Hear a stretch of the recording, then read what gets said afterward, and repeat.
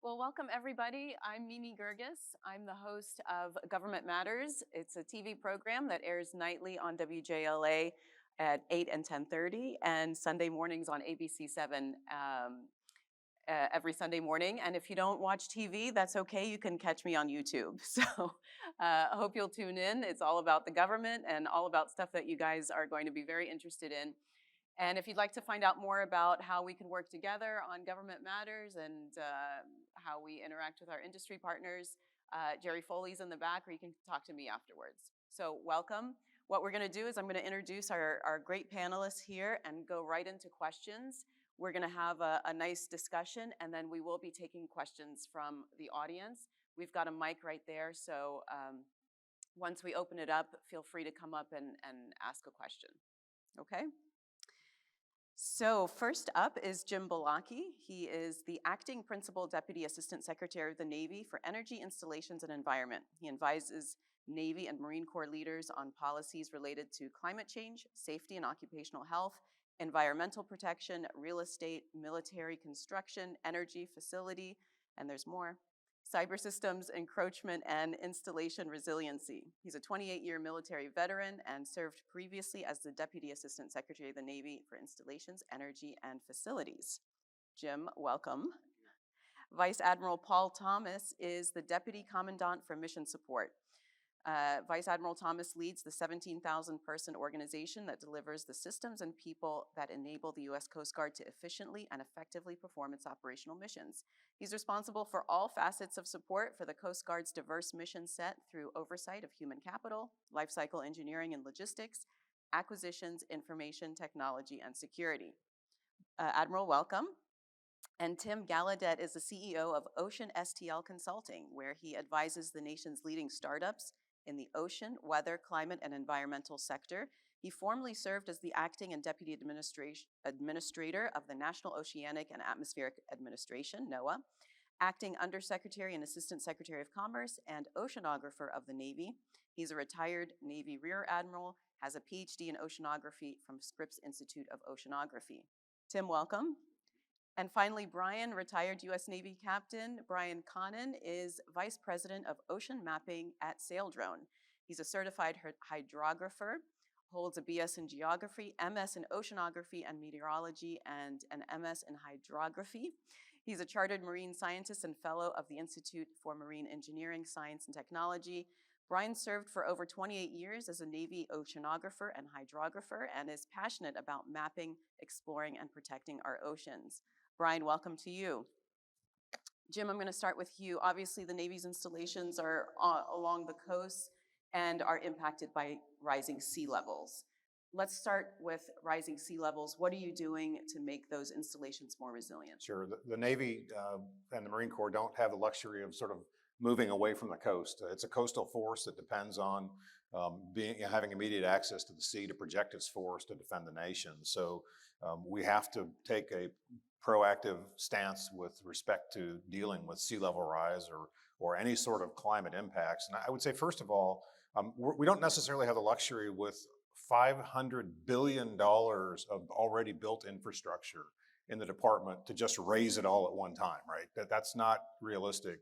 But what we can do is chip away at it a little bit at a time. And that's sort of the approach that we've taken, partnering with the Department of Defense and using our own resources to look at structural codes, the sea level rise tool, the regional sea level rise tool, and applying those for all the new construction or renovations that we do on those facilities. I guess what I would say with respect to new work is we're raising those, and in fact, I even look at every new project that we invest in to ensure that, and the poor folks that have to submit them have to submit a FIRMA map with that to me so that I can see that it's actually up out of the 100-year floodplain. And for me, if we've got people residing in facilities on the first floor, I'm making them raise it to the 500-year level because we just don't want to take that risk. So we're aggressive about it, but there's a lot of work to do. And Admiral Thomas, turning to the Coast Guard, then what are the impacts on operations of rising sea levels and also the warming seas around the Arctic? Yeah, there's several impacts on our operations, and we have the same infrastructure challenges as the Navy because we are embedded in the coastal communities that we serve. But really, kind of three primary areas where we see impacts on our operations. One is in our fisheries enforcement mission, because as the waters warm, the fish stocks move. And while there's currently a ban on fishing, say in the Arctic, particularly in the Arctic, in the Alaska region on commercial fishing, that ban will expire in 2035. We're not sure exactly where that will go in terms of international conventions, but we need to be ready to migrate with the fish in order to regulate, illegal, underreported fishing. The second area is, we have what we call Operation Arctic Shield every year up in Alaska. We visit the native communities. We do things like assist them with boating safety training, but we also inspect the infrastructure that they have, particularly around storing fuel, which comes in by barges. And as the permafrost softens, those facilities are actually threatened in terms of their integrity and potential impact on the environment. So we have a mission there to help them, avoid those environmental impacts. And then finally, we are the nation's presence in the Arctic, in the high latitudes, both the Arctic and the Antarctic. And as we are, currently operating icebreakers that are really old and aging, we're building the nation's capability to maintain presence in the Arctic. And there is more and more demand for Coast Guard presence because ice is disappearing and there's more activity, both commercial and, other nation activity up in the Arctic. So those are the primary impacts to our mission. Tell us what happened at Grand Isle, Louisiana. Well, so Grand Isle is just a perfect example of one of those places where the Coast Guard is embedded in the community that we serve. It's a fishing community, both commercial and sports fishing. It got devastated by Hurricane Ida. I mean, the entire community had to evacuate. All of the utilities were wiped out. Our station had been hit hard by hurricanes before, and so when we rebuilt it, we rebuilt resiliently. The entire bottom level can wash out, and so the station building itself survived fairly well. The housing where our crews live did not, and quite honestly, we can't really justify rebuilding that housing given that Grand Isle goes underwater when it just thinks about raining hard. We need to stay in Grand Isle from an operational perspective, but we're going to have to rethink our typical operating model, which has our crew members living very close and living in the communities they serve. It's just not going to work in Grand Isle. But again, that's just one example. Key West is another place where we constantly are rebuilding, and we just awarded a $73 million contract in Key West to raise those facilities so that we can be more resilient there as well. Tim, you were part of the Navy's task force on climate under the Obama administration. What was the strategy and planning put in place back then, and are you seeing the fruits of that planning? Give us that historical perspective. That's right. So I was involved with standing up the task force, and I led it for a few years as well when I was the oceanographer of the Navy. And the main point of that task force was to address the changing Arctic conditions, because the ice cap in the Arctic was melting and receding so fast, and that's an ocean. So the Navy cared about that and wanted to plan some deliberate activities to prepare for that opening Arctic, just as with the Coast Guard. We were partners in this effort. And so we did a number of things to increase our preparedness for the Arctic. We also exercised much activity to prepare our bases, as Jim talked about, our installations for sea level rise. And in fact, that is happening. What Jim talked about is some of the fruits of our labor, that we put these plans in place and ensured that all the facilities management and recapitalization considered sea level rise and climate change when we were budgeting for them and then executing them. And Brian, your reaction to what you've heard so far and the importance of good data. Yeah, I think it's, there's been a lot of action taken, but I think a lot of it is based on what we know, but there's so much we don't know. And modeling climate is a very difficult thing. Tim knows this very well from his time on climate change task force. So trying to understand, 30, 40, 50 years from now, what are those impacts truly going to be? And the ocean's a pretty big place. And so changes in the ocean and how it's dealing, how the Earth is dealing with this change of CO2 in the atmosphere. Is it being taken in by the ocean? How fast is the ice melting? All of those things and being able to model that.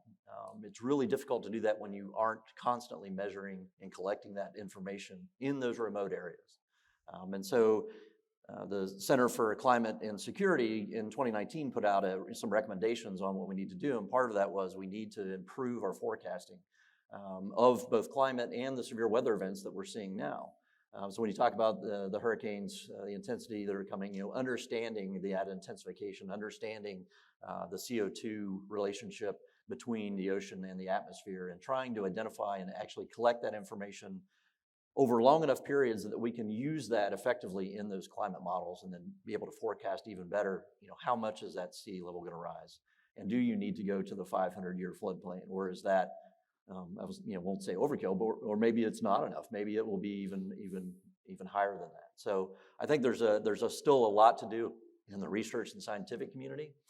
National Science Foundation is looking at that as well, trying to tie together the actual, the climate change, and then what socially, how does that impact? How does that affect coastal communities around the world, and how does that then in turn affect security? So much of the world's population lives along the coastline. So many countries depend on the ocean for their livelihood, and so when we talk about overfishing, when we talk about the fish stocks moving away, that's going to decimate some of these smaller countries who depend on that for their livelihood, and that will lead to unrest. You had collected some data around Antarctica. What did you find out? Right, so we were funded to circumnavigate Antarctica during the winter because we really didn't know what was going on in the winter because ships don't go there because it's a very harsh environment. And what a lot of the climate models assumed that the Southern Ocean was taking in CO2 year-round. And what that particular cruise that we did with one of our sail drones showed was actually there was a lot of outgassing of CO2 in the Southern Ocean during the winter months. And so, when you find those kind of pieces of data that then kind of disavow the assumptions you've made in your models, then you need to explore that even further. And we've seen similar work in the Arctic and around the Gulf Stream, and trying to understand that CO2 flux between the ocean and the atmosphere. Tim, talk about the strategic importance of better and longer term climate data and how that would give the U.S. an advantage over adversaries. Right, well, in terms of climate data, the strategic advantage is really regarding planning. And I talked about the Arctic, and knowing, as Brian mentioned, the projections of when the Arctic would be more ice-free is really critical for a number of things: planning, for budgeting, for force recapitalization, preparing our icebreakers and the icebreaker fleet for the Coast Guard for the Arctic. So knowing how much of that operating area is going to be open and when, and what kind of activity it will allow for, whether it be shipping or fishing or oil and gas development, all of that is, it all depends on climate data and predictions. And more, you're seeing advances. When I led NOAA, we made great advances in our climate and weather prediction. And let's remember what climate is. It's long-term trends in weather. And we just look at Ukraine right now. There's the planning, but then there's the execution. And Ukraine is mastering the environment. That really cold spell in March 9th, when the temperatures got 10 below degrees Celsius, that the Russians were not ready for that. That hindered them. And that's a big reason, one of the reasons why they didn't do well and take Kiev. So weather and climate go hand in hand. And one other thing, just I'll mention too, I'm pretty good friends with Admiral Bill McRaven, who led the raid on Osama bin Laden. One of the primary planning factors that drove when they executed that raid, in addition to intelligence, was climate. It was the temperature, because those special operations helicopters couldn't get sufficient lift once the temperature exceeded a certain level. And right around May, those temperatures, the average temperatures, were reaching that threshold, and that forced their hand in a big way. So climate and weather, critical data for planning and execution. Admiral Thomas, the Coast Guard is a domestic first responder for extreme weather events, natural disasters. These weather events are getting worse, and they're going to continue to get worse. So what's the Coast Guard doing to prepare for that surge? Well, you're certainly right about the extreme weather events. I think, the 2017, 18, 19, 21 season, we had 15 what we call type 1 events. And in the 10 years previous to that, there was one, which was Superstorm Sandy. So the Coast Guard has been mobilizing to respond to weather events, not just hurricanes, by the way, but fires and floods on the inland waterways as well. That's a core competency for the Coast Guard. And in fact, our Department of Homeland Security will deploy the Coast Guard to contingencies that aren't wet and that you would not expect to see the Coast Guard. Things like Southwest border migration and allies welcome, et cetera. But as I mentioned, we are embedded in the communities that we serve. So when we are surging to respond to a Hurricane Ida, our own Coast Guard members and their families are also impacted. And so a big part of our contingency response is taking care of our own force. And we certainly saw that in Ida. I had the privilege of being in command of the 8th Coast Guard District when Harvey hit Texas. And the Coast Guard rescued over 11,000 people, some of which were our own people. In Ida, we didn't have that mass rescue, but we spent a lot of time on our own infrastructure and our own people. And we'll see that more and more often. And are you surging in response to that? I mean, are you seeing in the last few years that you're needing more resources, more training, more funding, more facilities? Absolutely. We do have a Coast Guard Reserve Force. It is the most deployed reserve force of any of the services because we are surging every year for contingency response. And again, it's not just hurricane response, but it is things like Southwest border operations. So we need to grow our reserves. And the laws restrict how often you can mobilize reservists, and we are running out of slits. So we are trying to grow our reserves, but I think as every force right now, we're just struggling to get people into the service. So. Jim, how is the Navy involved in disaster relief and humanitarian assistance as it relates to extreme weather events? So the Navy is, like the Coast Guard, seeing an increase in uptick in our requirement to respond to incidents. And they're not necessarily always in the U.S. In fact, one of the most recent responses we had was a very heavy flood in Sigonella, Italy. That stranded a number of our families, wiped out electrical and utilities support, and required us to respond to those families. So that has become a part of the core competency of naval forces.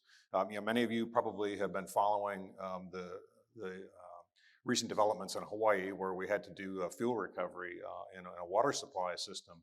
So we literally had to turn the Pacific Fleet staff into an emergency response staff. The good news is that is if you'll describe it as a lesser included task, it's a competency that comes relatively easily, but there's some discovery learning there. So we're having to practice these things more and more frequently, and we're finding our forces in places that we may not expect to see them in the sort of classic defense of the sea lines of communication, which enable the trade routes of the world and all the commerce of the world, frankly. But what are you doing to ramp up for that response? Again, these extreme weather events are going to be more and more frequent. Sure. I would say a couple of things. One is just it all gets back to force readiness, the ability to project and make forces available to a combatant commander. And those combatant commanders are taking aboard the lessons that they see from these events that we do respond to and working them into their plans, making naval forces and Marine. I mean, there's nothing better than a Marine showing up right with whatever you need on the spot. And so making those folks available with whatever, whether it's water, whether it's bringing logistics supplies in, and practicing that, just rehearsing that as a part of our regular routine training. I'm going to switch now to environmental impacts. Obviously, there's significant coastal footprints of the Navy, the Marine Corps, and that you operate around the world. What are you doing to reduce the impact to local ecosystems and maritime habitats? Yeah, so I would say the Navy, and to my colleague, to Tim's credit, the Navy is the second largest investor in research in marine mammals behind NOAA, whose mission it is to do that. So we have about 4.6 million acres of land holdings, equivalent to about the size of the state of New Jersey, in large ranges. And while you think about small naval installations, you don't think necessarily about the large aviation ranges that are several millions of acres. And we work very closely and have obligations that really show us that readiness and military training are not inconsistent with managing environmental stewardship of those ranges. And a couple of great examples, the red-cockaded woodpecker, which for years was a challenge and limited our training ability at Camp Lejeune and really throughout the Southeast. That species has recovered. And I think is either on or was close to the place of being delisted as an endangered species. Similarly, the Sonoran pronghorn down in the Southwest. The kinds of places that the military creates and is a steward for actually are places where these species flock to, because this is one area that the environment and the ecosystems are able to support them, and sustain them over time. Admiral Thomas, as the ocean warms, and you mentioned this, there's more areas of fishing. The Coast Guard will have to patrol in more areas. Talk about that impact, the impact of the Coast Guard on the environment, and how you're lessening that from your operations. Yeah, thanks for that question. I mean, one of our core missions is marine environmental protection in response to marine environmental events. So we work hard to reduce our impact on the environment, both through the design and operation of our vessels and our ships, and also our facilities. So just for context, the Coast Guard comprises about 54% of the Department of Homeland Security's facility energy bill, but we account for about 92% of the reduction in energy use at facilities over the 2003 baseline. So we are working hard to do that. I'll just give you one example. At our Coast Guard Academy, we use an energy savings performance contract to invest today to save tomorrow in upgrades to the heating, cooling, lighting, and energy generation systems there. And that's resulted in a net decrease of 43% of energy consumption, 82% decrease in the amount of energy that we take from the grid, which has really reduced the strain on the surrounding community, and a 15% reduction in the amount of water that we use there. And I can give you examples like that around the Coast Guard. These are win-win-win for us because it saves us money, it makes us more resilient, and it reduces our footprint. Our new ships, for example, our offshore patrol cutter is designed to use much less fuel, has loitering motors, so naval combatants sprint and loiter, and we designed that ship to be very efficient at both, so that we'll use 40% less fuel than the ships that it's replacing. And just one more example, the Polar Security Cutter that we're building, 40% less horsepower than the ship it's replacing, but it will still break the same amount of ice at the same speed. So lots of effort goes into making sure that as we bring on new facilities and new assets, we're making them as eco-friendly as possible. Tim, what can the Navy do to reduce its impact to marine animals? Well, as Jim mentioned, the Navy's doing a great deal right now. In fact, for funding studies of sonar impacts on marine mammals, for one. And as Brian mentioned, just data, better understanding what's happening is the first part. And the Navy's doing a great deal of work there. And more so than marine mammals, this is a really interesting year. It's the 50th anniversary of a number of landmark legislation acts that are about environmental conservation. So it's the Endangered Species Act, the National Environmental Protection Act, the Marine Mammal Protection Act. And as I mentioned previously, the Navy has a very good record in implementing those now more than ever. And so I think what can be done more? I think the answer is just continuing the research, working with the interagency partners that do that research like NOAA, and ensuring that they know what's happening today and can make the most informed decisions in terms of operations and planning. Brian, what about technology? How can that be deployed to help lessen the impact on the environment?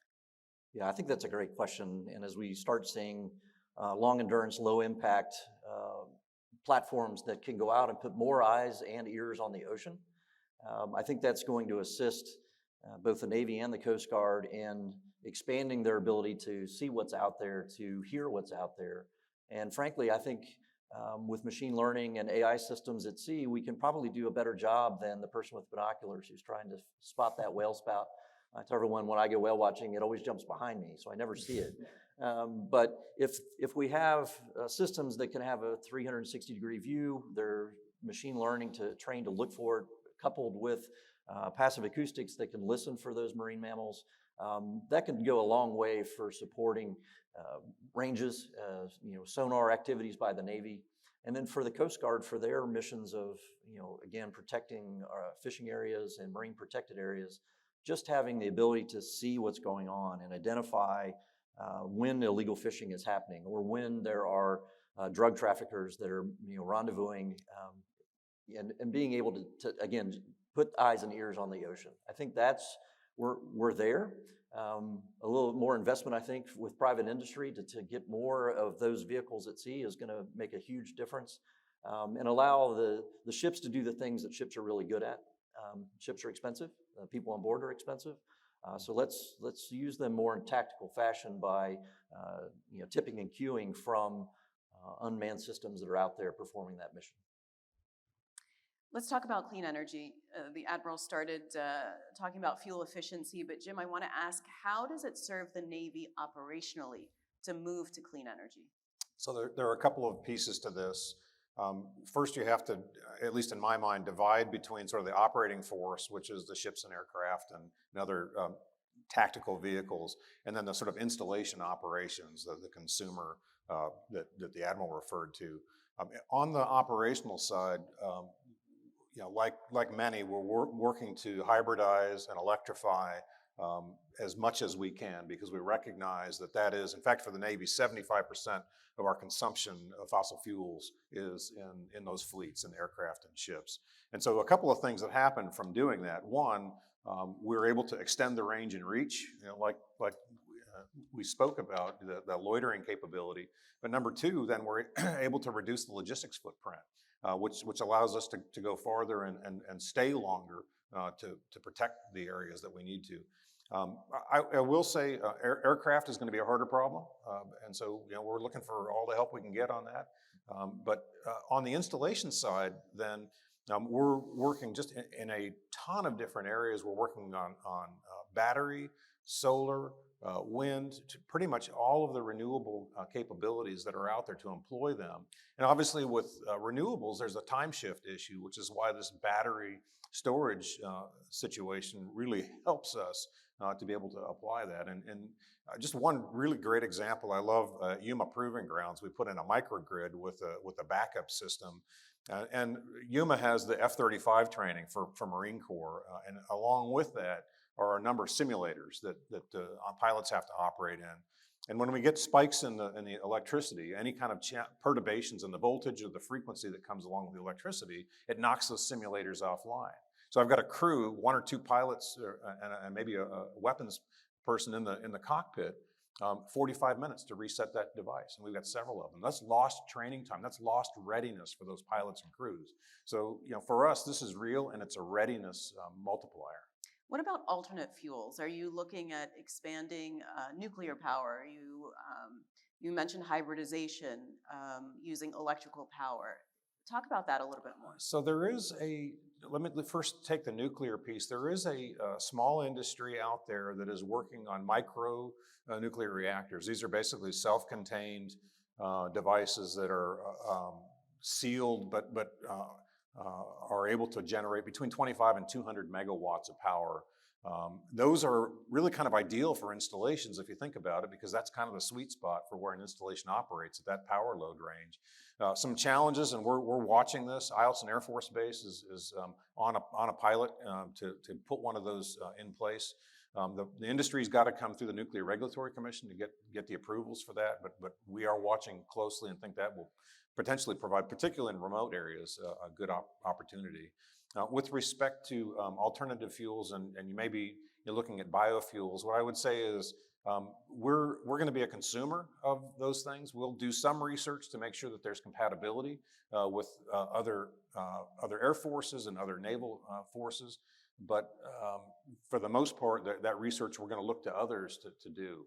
But we will look to that capability as something that we want to employ. Okay, well, apparently I have to share you guys with the audience. So we will start taking questions. If you'd like to ask a question, please come up to the microphone. And if I see somebody standing there, I will take the question. So whoever would like to ask a question, make your way up. And while you're doing that, I'm going to ask another question. Brian, the benefits to the Navy of using unmanned systems when possible for fuel efficiency and reducing the carbon footprint. Right. Well, I think it's really about getting to expanding your fleet size without actually having to build new ships to do it. You can produce uncrewed systems at a much faster pace, at a much lower price point. You're not putting people in harm's way. You're still going to need folks who are manning the systems on board, but you can base them in a shore installation, and you don't have to, worry about the care and feeding of people. And so when you kind of look at all those costs, uncrewed systems are going to be a great augment to what the Navy can do. Now, not every unmanned system is going to, we're not going to have an unmanned aircraft carrier anytime soon, I would say. But I think there are missions out there that would allow the Navy to focus their energies on the ships to do very exquisite things, and let the unmanned systems do things that are very monotonous and boring, frankly, but let the robots go out and do that. You'll also have emissions reductions. Emissions reductions, yeah, absolutely. All right, we'll take a question. Introduce yourself first. Yeah, okay, great. My name is Sant Satya from Luftcar. We're making hydrogen-powered flying cars for disaster relief, emergency medication, those kind of things. So what is the hydrogen roadmap for DoD or particularly Navy? There's a huge initiative from DOE on hydrogen, and also DOT is falling on board with that. But what is the plan for hydrogen in Navy particularly? I guess Jim? since he asked Navy specifically, I'll take that. So what I would say is Remember DHS. Yeah, sure. I'm not necessarily seeing any specific applications at this point coming forward. However, we know that we're looking at all technologies. We're agnostic, right, to whatever the capability is that ends up providing additional readiness to the fleets and forces. So it may be just a discussion that we need to have, but we're also looking at the research broadly across academic and non-governmental organizations. Yeah, I would say Coast Guard is also looking at alternative fuels. We have a cutter right now that's running on biofuel. It's part of a Navy prototype, and we are just embedded with the Navy in terms of alternative fuels. The interesting thing about the Coast Guard, though, is we're also a regulatory agency. And so when it comes to alternative fuels, things like offshore wind, but also we're seeing in the commercial sector, hydrogen as a fuel for commercial vessels. And so we are working closely with that industry to ensure that we can put regulations in place that encourage that, but ensure that we can do it safely and meet all the environmental. So we're on kind of both sides of that issue as a regulator and as an operator, looking at alternative fuels.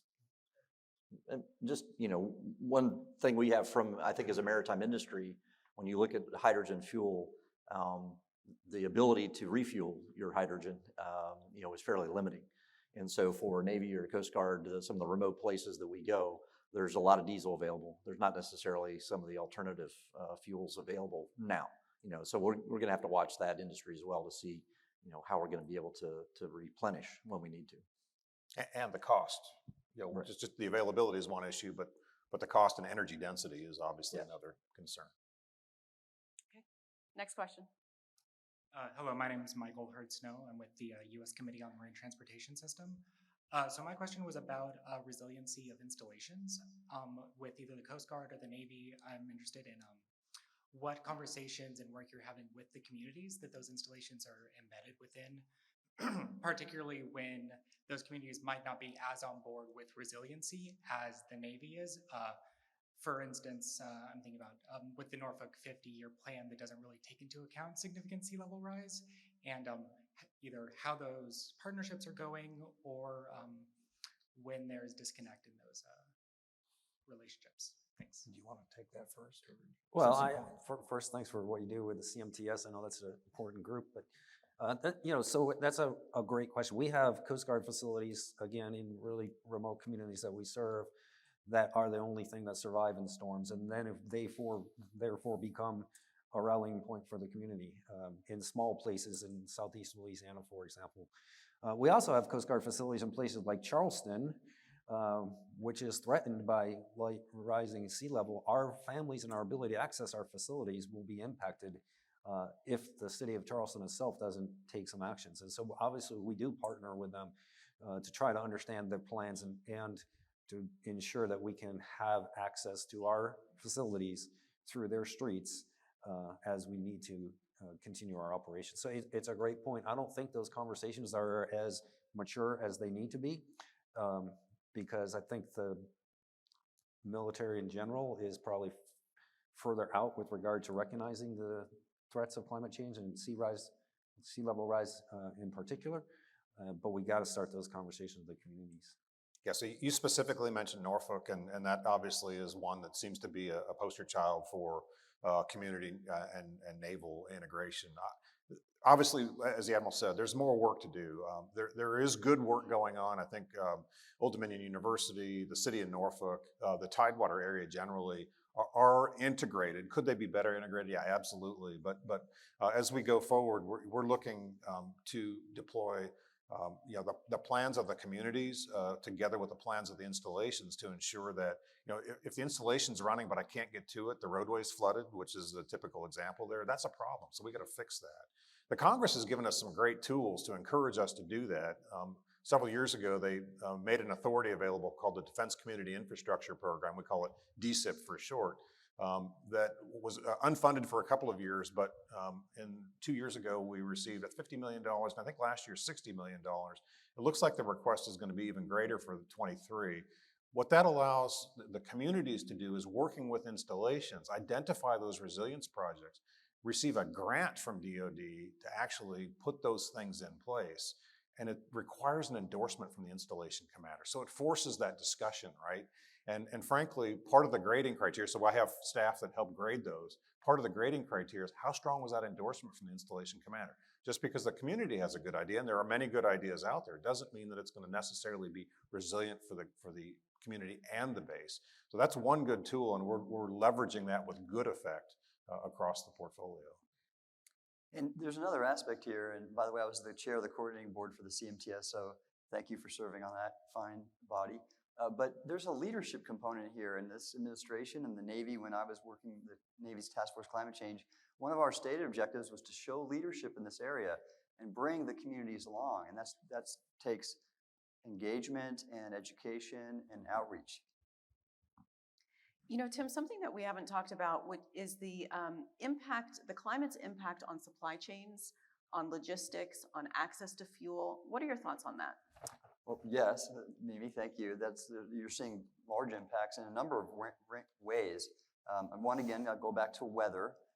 Weather impacts our supply chains, our ports, our shipping in a pretty huge way. You remember the Ever Given was stranded in the Suez Canal. Well, a factor was a dust storm that was moving through the area at the time. And you see that today. In the Arctic, you see the ice opening, and they were creating new supply chains potentially, like in the Northern Sea Route. So there's a myriad of impacts on supply chains due to climate and weather. Again, sea level rise in our ports is a rising problem. It's not as immediate as weather changes, but that's another factor. So there are many instances of this happening. The solutions that exist, though, are these rapid improvements in our environmental characterization and prediction. So sail drones mapping, for example. There's other really advanced capabilities in the private sector regarding data collection, analysis and prediction, modeling, and then decision support tools. Like one great example is there's this company called SoFar Ocean that has a route optimization tool for shipping to basically avoid heavy weather and also optimize fuel savings and reduce emissions based on finding the right currents and the right weather regime. So there's many impacts, but I see a lot of solutions as well. Jim, you did mention Red Hill, and I want to circle back to that. Can you tell us what happened with that fuel contamination, what the Navy did about it, and what the lessons learned? And obviously that's ongoing, so I guess there's more lessons. So I can tell you that investigation is ongoing, and we've not released all the results of that. What is out and available in the public is that there were 2 incidents, one in May of last year and one in November, that not involved leaking of the tank, but involved disruption through operations. It was an operational failure that appears to be at fault. What I can tell you is that fuel, then went into a low point in the facility and found its way into the water supply. The Navy responded immediately, and while it seemed to have played out in slow motion, and I was actually there, so it really hour by hour you're dealing with the disaster as it's expanding. Immediately shut off access to the well. Immediately began moving families into alternate lodging, providing alternate water. We provided eventually 2.2 million gallons of bottled and bulk water to the families. And it was about 8,000 homes that were affected. But the lesson really is, this is two things. One is it shows the strong tether and risk that we have as a force to fuel. So, which is why electrification and hybridization is so cool and so imperative for us to get to. And the second thing is it showed, notwithstanding the cause, that this is a resilience incident, right? We ended up having to address something that, while important and critical to the families and the community, certainly the respect for the Native Hawaiian communities and the residents of Oahu, also represented a diversion from our main thing, which is to project force into the Pacific. And so that could have been a cyber event. It could have been any sort of event. It represents a resilience risk. And so for us, it's a poster child, right, of why this preparation and this resilience is so important. And we're going to use this as a lesson for many years to come. Question. Yes, thank you. Jim Rice from GAO. My question is for Mr. Conlon. Given that it seems like the role of drones in both ocean observations and in ocean surveying, data collection has just been increasing more and more every year, how would you maximally integrate them into our observation systems that support modeling and hydrography that supports commerce and all sorts of different applications? Where is the most utility? Is it in the undersampled, the unsampled, or the places where we're already sampling, but if we did even more, we could get even more benefit? It seems like there's a wide range that they could go to. So where do you think they would go best? Right, great question, and you're exactly right. There are many, many areas where these uncrewed systems could serve a purpose. I think we as a community in the USV world have been working very closely with NOAA and with Navy, trying to understand the requirements, and we've got a pretty good idea now of what work needs to be done. First off, for our own exclusive economic zone, less than 60% of that has actually been mapped. And a lot of that is in the Western Pacific, which is also of interest to the Navy.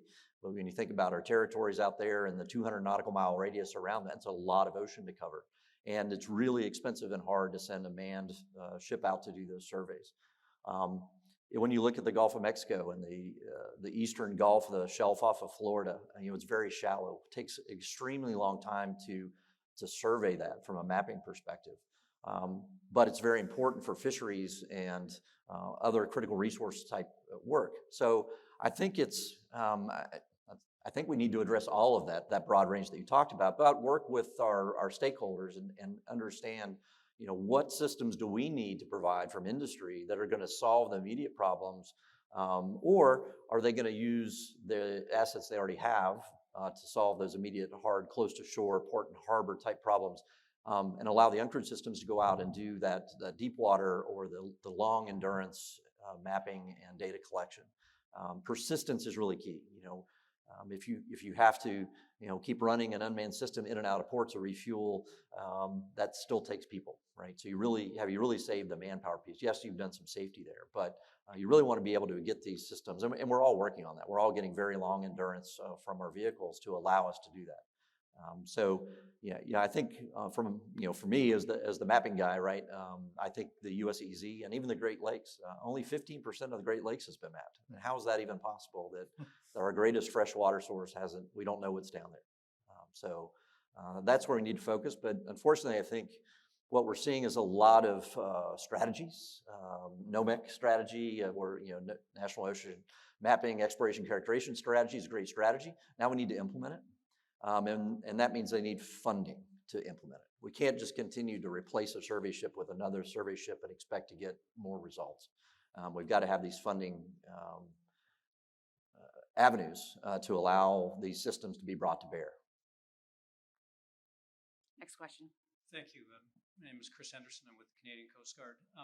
Thank you for mentioning the tether and the risk that is created by our dependence on fossil fuels. And it's very rich conversation about how we're managing and adapting to the reality of our world today. What I'm really interested in hearing is what kind of engagements in horizontal discussions are your agencies having with other agencies, I guess interagency conversation about how to get away from that dependence, like, getting at the cause of climate change. We're talking a lot about adapting to climate change. We're not talking very much about how to actually slow it down or God help us, reverse it. I'm just wondering if there are interesting conversations that you're aware of that you could share. Thanks.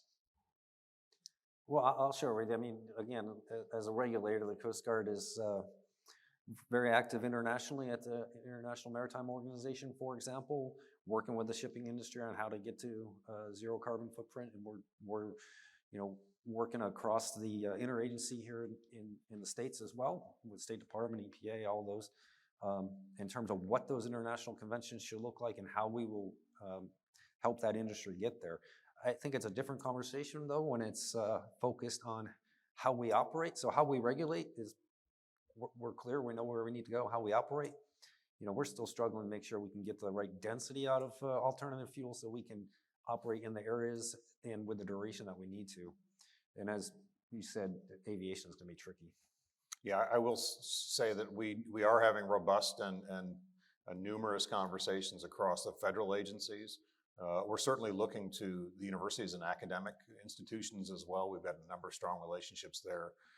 There's just a lot of work to do, but again, this isn't the main thing for us, right? The main thing is to project naval force to ensure that the Navy, the nation's sea lines remain open and commerce remains able to flow. So, we were going to be continuously interested in that, but it's going to be somewhat of a supporting effort to the main effort. And we've got a blinking red light, so that's going to be the last word. Gentlemen, thank you so much for the conversation. Nice talking to you all. Thank you. Thank you.